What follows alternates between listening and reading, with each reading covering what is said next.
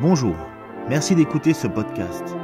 Nous sommes l'église évangélique baptiste La Bonne Nouvelle située à Dijon, au 8B rue Jules Viol. Nous serions heureux de vous y rencontrer un jour et nous vous souhaitons une bonne écoute.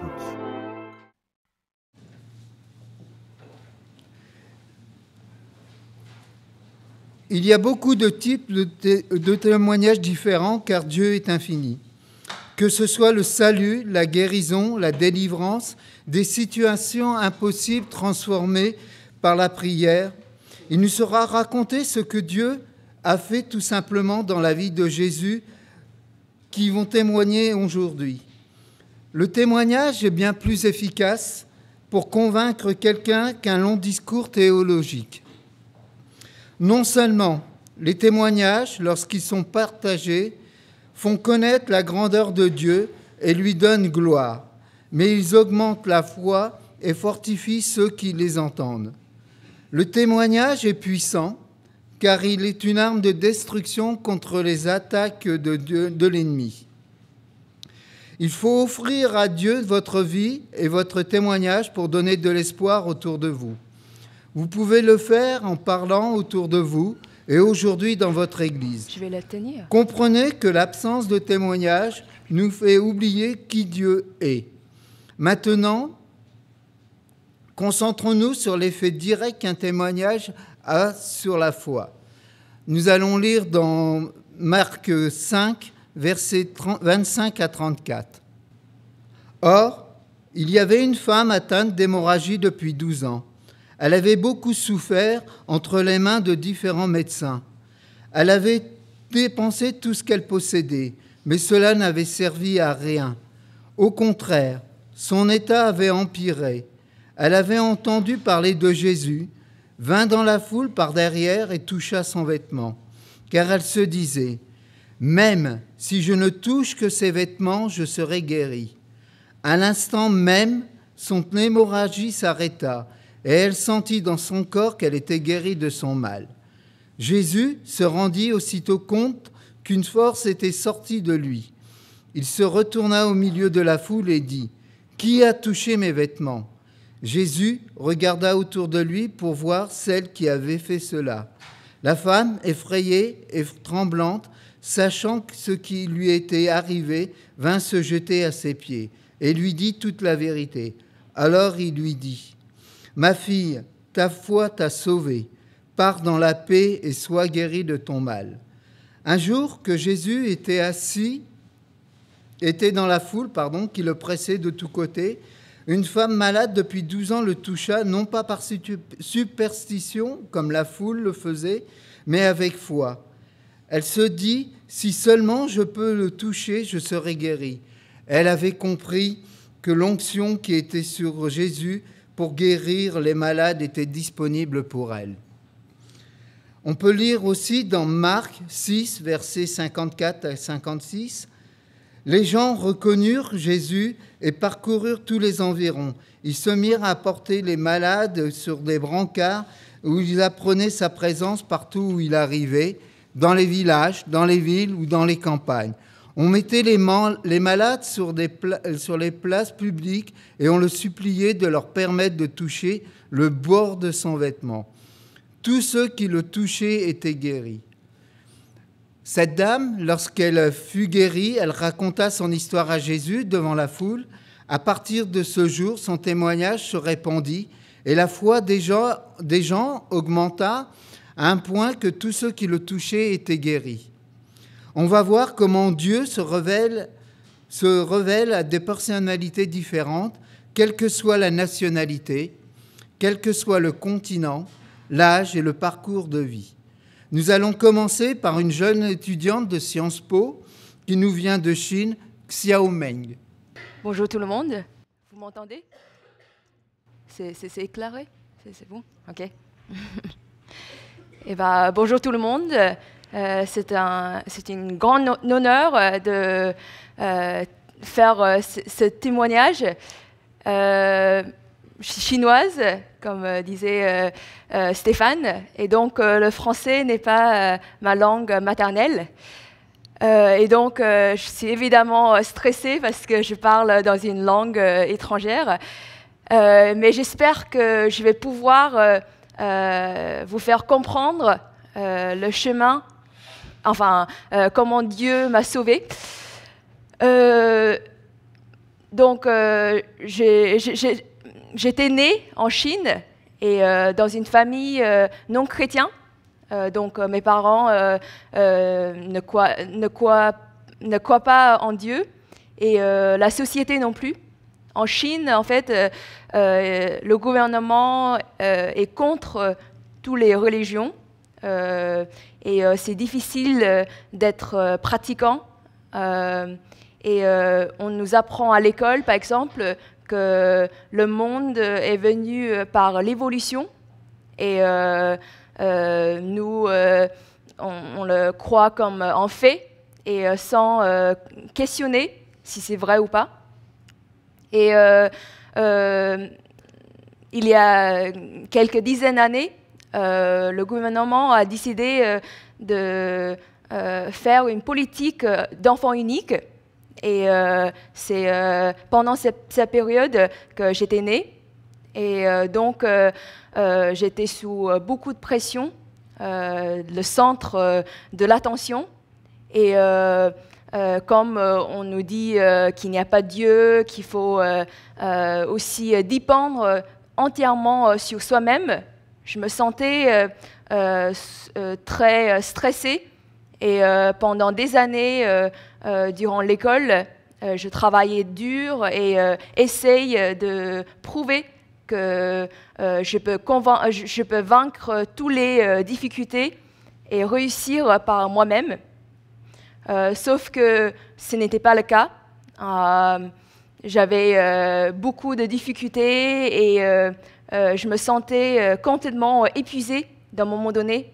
Et je me disais quel est le sens de ma vie? Comment ça se fait que j'arrive pas? Quand toute ma vie, on m'a dit si on travaille dur, on va arriver. Et donc, je me sentais très perdue et seule. Mais c'est dans tout cela que Dieu est venu me chercher en me montrant que, en fait, c'est lui qui a créé le monde.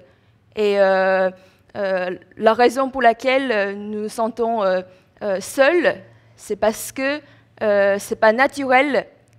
Comme humains, nous avons besoin des autres de nous soutenir et de comprendre pourquoi on est là. Et récemment, quand je suis allée étudier en Angleterre, j'ai rencontré des chrétiens qui m'ont amenée à l'église et m'ont montré tout ça. Et enfin, j'ai compris pourquoi je suis là. Je suis là parce que Dieu m'a créé.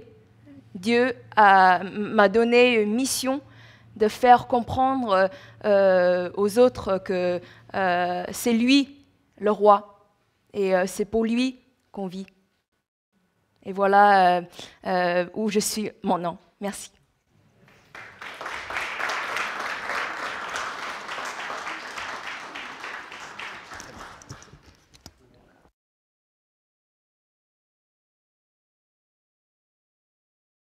Dans le psaume 106, les versets 1 à 2, « Louez l'Éternel, célébrez l'Éternel car il est bon. Oui, sa bonté dure éternellement. Qui pourra dire l'extraordinaire façon d'agir de l'Éternel et proclamer toute sa louange ? Si nous prenons le temps de faire le bilan de toutes ces bénédictions que le Seigneur a accomplies pour nous personnellement, nous serions étonnés. Alors nous allons écouter maintenant le témoignage de Franck, qui est doctorant à l'Université de Dijon. Je suis content de témoigner devant vous ce que le Seigneur a fait dans ma vie.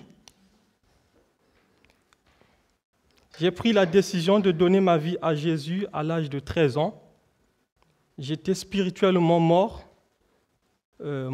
par mes offenses et par mes péchés. Et c'est Dieu qui, dans son grand amour, m'a fait revivre avec Christ.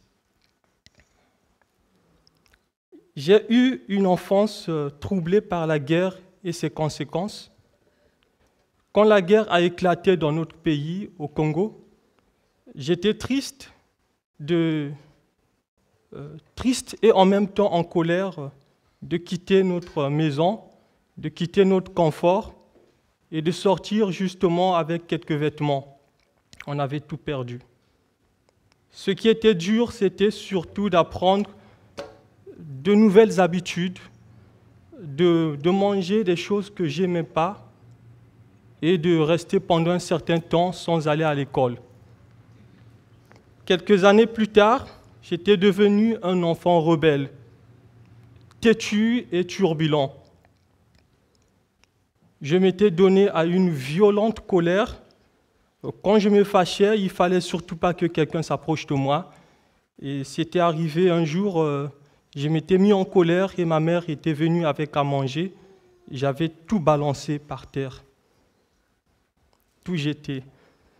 Et je savais que ce que je faisais n'était pas bien,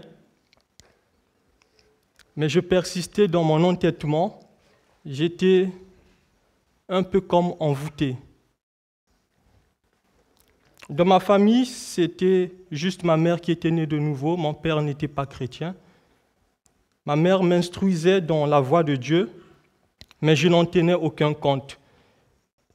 J'avais un ami d'enfance qui m'avait donné des mauvais conseils, qui m'avait dit qu'il connaissait, cet ami avait des connaissances il était assez instruit dans les pratiques diaboliques, sataniques.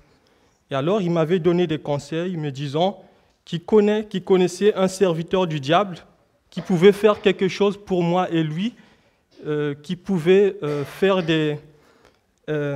des pratiques diaboliques afin que nous puissions obtenir tout ce qu'on voulait, y compris de nombreuses belles femmes.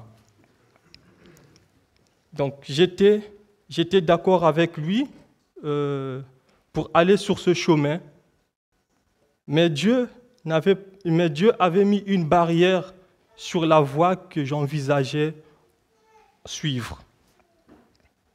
Quelque temps après, cet ami avait quitté le quartier où on vivait. Il avait déménagé brusquement avec sa famille et je n'avais plus de nouvelles de lui. Et ce projet que je voulais entreprendre était tombé dans l'eau.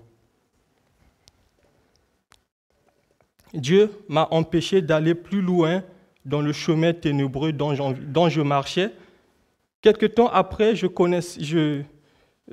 que je connaissais de Jésus, ce que j'avais écouté à l'église, ce que ma mère et ma grand-mère me disaient de Jésus. Jésus est le chemin, la vérité et la vie. Jésus est celui qui est mort pour nos péchés, celui qui est mort pour que le pécheur qui se répand soit pardonné. Et tout cela commençait à faire surface dans mon cœur. Ça commençait à me faire réfléchir. Je réfléchissais, mais je n'en tenais aucun compte. Je ne voulais surtout pas prendre la décision d'abandonner ce que je faisais pour suivre Jésus.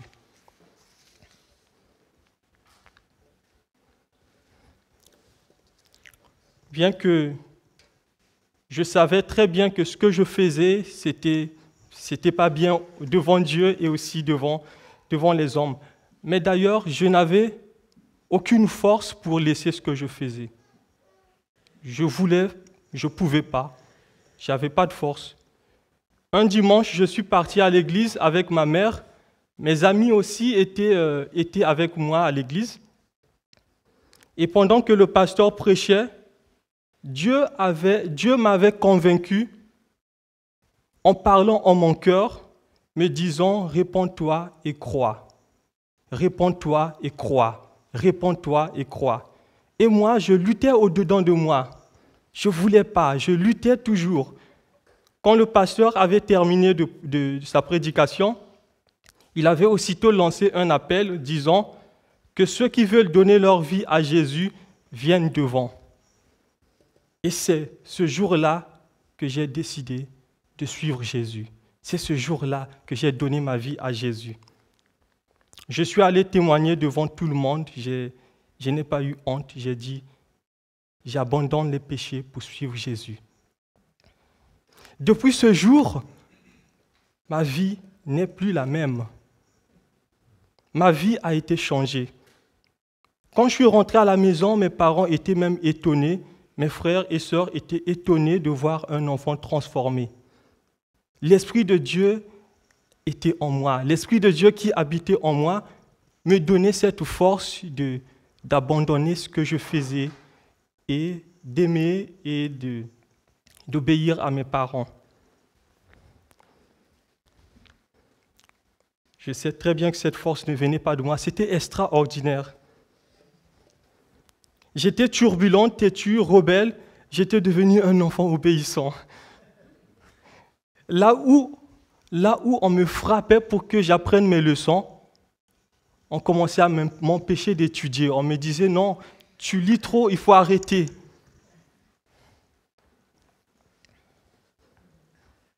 « 2 Corinthiens 5, 17 dit, « Si quelqu'un est en Christ, il est une nouvelle créature.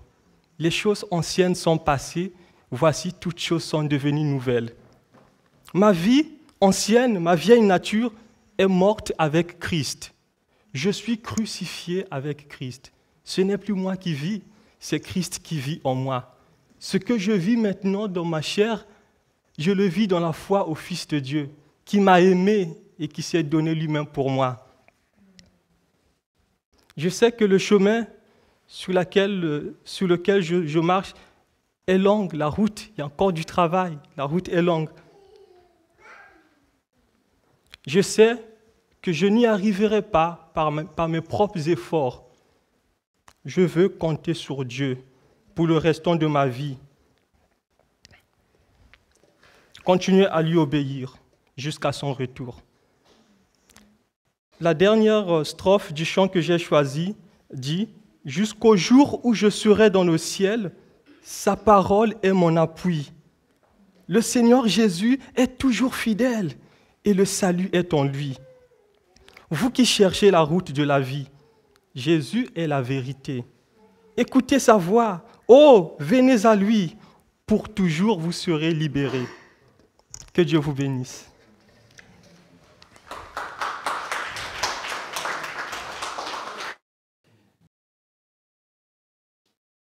Seigneur, je te remercie pour tous tes bienfaits que tu as faits sur cette terre, Seigneur. Je te remercie aussi pour tous tes bienfaits que tu as faits sur cette communauté qui est présente aujourd'hui, Seigneur. Tu as su, Seigneur, te montrer à eux, Seigneur, te révéler à eux par des simples gestes, Seigneur, par des simples mots, Seigneur, d'encouragement. Oui, Seigneur, tu es bon et juste, Seigneur, et tu es généreux avec chacun d'entre nous, Seigneur. C'est pour cela que je te dis encore merci pour moi-même, Seigneur, et pour ma famille, Seigneur. Tu vois, actuellement, tu as épargné mon petit-fils, Seigneur, et c'est une grâce, Seigneur, que tu nous donnes, Seigneur. Car tu es bon, Seigneur, et tu es éternel. Ah oui, Seigneur, je te remercie pour tout ce que tu nous donnes, Seigneur, l'amour, la foi, la paix, la générosité, et tout, Seigneur. Je te dis encore merci. Et encore merci pour les 2 témoignages qui vont suivre, Seigneur, qui touchent le cœur des fidèles qui sont ici présents. Je me tourne vers Anne, Seigneur, qui va donner son témoignage et qui chantera après « Relever le faible ». Amen. Bonjour à tous, vous m'entendez? Voilà, je suis Anne Taylor, Verstappen de mon nom de jeune fille, et je suis la femme de Ken depuis 28 ans. Alors, je suis très, très émue, mais ça va aller, ça va aller. Alors, je suis née dans une famille chrétienne, et une famille aimante. Mes parents, mes grands-parents, mes arrière-grands-parents sont chrétiens, sont protestants. Ils ont été très actifs, mes arrière-grands-parents et grands-parents dans l'armée du salut. Et j'ai toujours été à l'école du dimanche. Alors que j'avais 11 ans, un dimanche, il n'y a pas eu d'école du dimanche, parce que ça arrive qu'il y ait des profs qui ne soient pas là, ou tout ça. Et j'ai assisté au culte des grands, comme on dit. Et le sujet de la prédication, c'était l'enfer. Après avoir entendu presque toutes les belles histoires qu'on dit à l'école du dimanche, j'ai été secouée parce que je me suis dit que je n'avais pas encore pris de vraies décisions dans ma vie personnelle. Je faisais les choses par habitude, j'allais à l'église, je connaissais les prières, je connaissais les paroles qu'il fallait dire, mais je n'avais jamais vécu cette rencontre avec Dieu, et c'est là que je me suis dit, pendant ce culte-là, que je devais faire un choix, et que si je ne choisissais pas Jésus, si je ne choisissais pas Dieu, ben, j'allais en enfer. Donc j'ai pris cette décision à cet âge-là, et puis dans la même année, je me suis fait baptiser. Cela n'a pas été une conversion, comme on peut entendre, extraordinaire, un gros changement du jour, de la nuit vers le jour, mais quand j'allais à l'église et tout ça, je le faisais avec conviction, et je le faisais avec un autre cœur, en fait, et pas par habitude, et pour pas imiter les autres, et je le vivais vraiment. J'ai eu une adolescence, j'étais sage, mais je me suis éloignée de Dieu pendant tout un temps. C'est au cours dans notre école en Belgique, on avait, en collège, c'était collège ou lycée plutôt, au début lycée, on avait des cours de religion protestante, et le professeur, qui était pasteur, et c'est pendant ce moment-là, j'avais 16 ans, puis c'est là que je me suis dit, ben non, il faut que je revienne à Dieu grâce à ce professeur, et c'est là aussi que pendant ces cours, que j'ai rencontré Ken. Et voilà, nous nous sommes mariés en 94, et en 99, nous avons eu la naissance de Damaris. En 2004, la naissance de Denis. En 2005, alors que Denis avait 5 mois, Damaris 5 ans, nous sommes allés servir Dieu au Québec pendant une dizaine d'années. Et je ne vais pas tout vous raconter, mais il y a eu des moments difficiles et tout ça. Donc, mais Dieu est toujours présent. Dieu est toujours là, même quand on ne s'en rend pas compte. En 2014, nous sommes venus servir Dieu en France, à Dijon. Et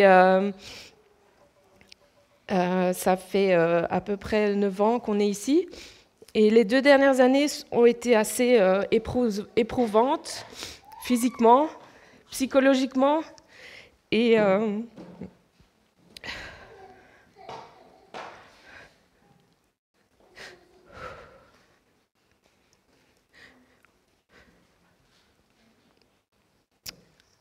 aujourd'hui, je peux dire que Dieu est fidèle, et que malgré mes faiblesses et mes péchés, il reste fidèle. Et cette semaine, je me suis repentie d'une addiction que j'ai, et je veux vous demander de prier pour moi, pour que mon médecin, mon mari et surtout Dieu m'aident à la guérison. Le chant que j'ai choisi, va dans ce sens, c'est relever le faible. Malgré notre nature pécheresse, Dieu reste à nos côtés. Et lorsque nous demandons sincèrement pardon, il nous pardonne vraiment et entièrement. Que Dieu vous bénisse.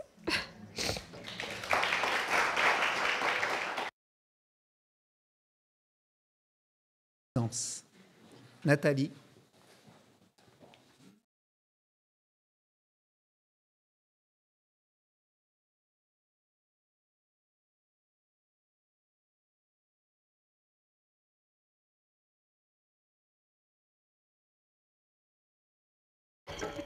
Merci.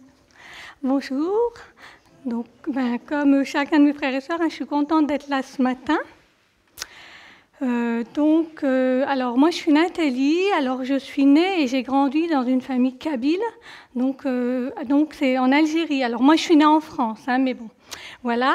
Donc moi, alors dans ma famille, j'ai pas le souvenir, en tout cas j'ai essayé d'y réfléchir, j'ai pas le souvenir d'avoir reçu en fait une éducation religieuse. La seule chose que je voyais ma famille faire le ramadan, ne pas manger de porc. Alors, je voyais quand même mon arrière-grand-mère, quand elle venait nous rendre visite, je la voyais en fait faire ses prières. Et ma grand-mère, elle a pour habitude, parce qu'elle l'a encore aujourd'hui, de toujours dire « Si tu fais le bien, Dieu te voit, et si tu fais le mal, Dieu te voit ». C'est un peu dans ce cadre-là que j'ai grandi, et finalement, c'était le cadre que ma grand-mère avait un peu posé en se disant « Voilà, elles n'y verront pas de trop, en gros ». Donc voilà, et donc j'ai grandi comme ça, et puis en fait, quand j'ai eu l'âge de 7-8 ans, il y a un pasteur avec son épouse et leurs 2 enfants qui sont venus s'installer près chez mes grands-parents. Puis voilà, donc on a commencé à faire connaissance, et le Seigneur m'a fait la grâce de pouvoir aller au club des enfants. Donc le mercredi après-midi, j'allais au club des enfants, donc j'ai eu l'occasion d'entendre parler pour la première fois du Dieu de la Bible, de Jésus-Christ. Donc voilà, et donc de mercredi en mercredi, j'y allais. Alors j'éprouvais vraiment beaucoup de joie. Je ne sais pas trop ce que j'avais encore compris à l'époque, mais en tout cas, ça me plaisait bien. Ce que j'entendais me plaisait bien. Donc j'ai fait ça pendant quelques années. Et aussi, vraiment, le Seigneur a été aussi bon, puisque en fait, pendant que moi j'allais à l'école, pas l'école du monde, non, au club des enfants, mes tantes, en fait, parce que mes grands-parents ont eu 9 enfants, et donc mes 5 tantes était aussi enseignée par la femme du pasteur. Donc, en fait, à un moment, on s'est retrouvé tout un petit noyau avec une Bible à la maison. Ça ne semblait pas déranger mes grands-parents, donc ça, c'était super. Et il y a eu un moment où tout le monde s'est un peu dispersé. Mes tantes se sont mariées, et en plus, elles ont épousé des musulmans, donc tout ça a été perdu. Donc, je me suis retrouvée seule dans la famille, finalement, avec Jésus. Donc ça a été comme ça pendant quelques années. Après, je vous avouerai que ce que j'avais appris à l'école du dimanche, au club des enfants, désolée, en fait, c'était dans mon cœur, mais je prenais ce que j'avais envie. Et vraiment, j'ai envie de dire que c'est à 17 ans où vraiment Jésus-Christ m'a vraiment parlé et où là, j'ai dit oui, je veux le suivre. Je suis allée en fait, sans informer ma famille parce qu'ils n'étaient pas d'accord, je suis allée à une campagne d'évangélisation à Verdun. Et il y a eu un jour où finalement le Seigneur m'a parlé, il y avait un frère qui a porté un message et ce verset m'a beaucoup parlé, c'est celui de Deutéronome 30, verset 19. « J'ai mis devant toi la vie et la mort, la bénédiction et la malédiction. Choisis la vie afin de vivre toi et ta descendance. » Ce jour-là, Dieu m'a demandé de faire un choix. Et ce jour-là, oui, j'ai dit à Jésus, « Je choisis Jésus de te suivre. » Mais je vous avouerai que je ne suis pas certaine à ce moment-là que je savais combien cette décision allait impacter ma vie. Donc, avec l'aide de Jésus, j'ai commencé à marcher sur ce chemin. J'ai découvert que Dieu m'aime, mais c'était une découverte intellectuelle. Rien n'était descendu dans mon cœur. Je me souviens avoir demandé très souvent à Dieu, mais Seigneur, j'ai besoin que tu me révèles, que tu me montres ton amour. Et j'ai passé beaucoup de temps à lui demander ça. Beaucoup de temps s'est écoulé. Et un jour, Dieu m'a répondu d'une façon dont je ne m'attendais pas du tout.